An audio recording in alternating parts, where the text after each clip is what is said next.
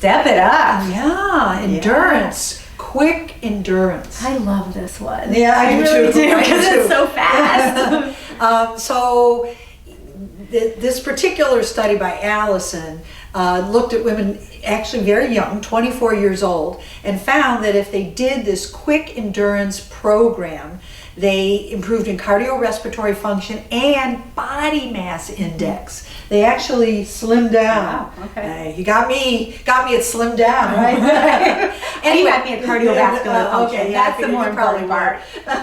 Anyway, so it is younger women, 24 years old, and basically what they did was they went up and down a flight of steps for 1 minute, and then they just hung out for a minute, then went up and down the flight of steps for another minute, hung out for a minute, and then up and down. So 3 times up and down, and then resting for a minute in between, and you're done.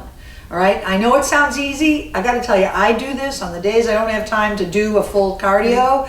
I do this, and it's one of those ones where I'm like, oh, I gotta do it. All right, because it's hard. All right, I mean, you are huffing and puffing by the time, and it's dependent on you. Right. Some of you may get up and down the steps twice in that minute. Right. Some of you may get up and down the steps 6 to 8 times. Yeah. But it's whatever really makes your heart rate go up. Right. And Dana's going to talk to you about monitoring that heart rate so you know how to do it. And again, this is getting a lot of press lately that you don't need those big intense workouts. You can get it quick and fast. 3 times a week was all they did in this study. And this was for 6 weeks. And they got the results in 6 weeks.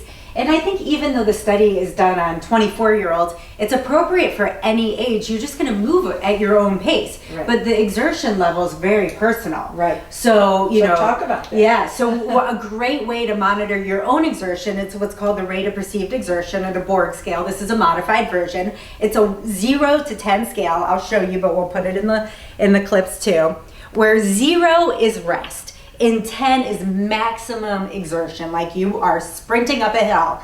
And what you want to do when you're working this is really to be in this really hard range, 7 to 8. So it's a great self-test, and there's been a ton of studies on this that it's actually really relevant. So if you're working at about a 7 or 8, you're working at about a 70 to 80% of your max heart rate, which is where you want to be. Yep. Now, a lot of people have these little pulse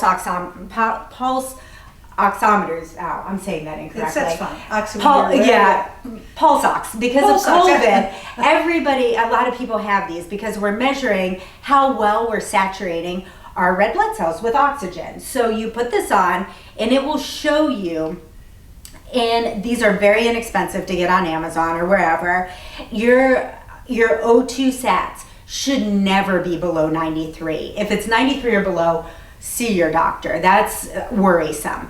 But you just can check yourself on this and make sure that you're above 93. I'm at 97, so I'm okay. And then they always show your pulse as well. So your heart rate you can measure on here. If you don't have one of these, that is just fine. Can I give this to you? Yeah, but I love them. Yeah, they are actually really nice. You can do your own pulse reading as well on your radial pulse, which is on your wrist. And it's pretty easy to find once you practice. If you come off of your thumb before your wrist bone, you're gonna put your fingers, 2 fingers, you wanna use your index and your third finger, and lay your fingers right in that area. And you should actually start to feel your heart, your pulse. And you can play around, just move around a little bit until you find it. Now, it's really recommended to get beats per minute to do the full minute. You can do 30 seconds and double it, that's fine. So you don't have to sit there for a full minute. But it's important when you're doing your the protocol that you said, where you work hard on that 7 to 8 on the Borg scale for the steps. In that minute period, you rest. You want your heart rate to come down 12 beats per minute in that rest period. If it doesn't, so when you finish that 1 minute, take your pulse, see where it is, and then take it towards the end of the minute, in that period of time, because you have a minute rest.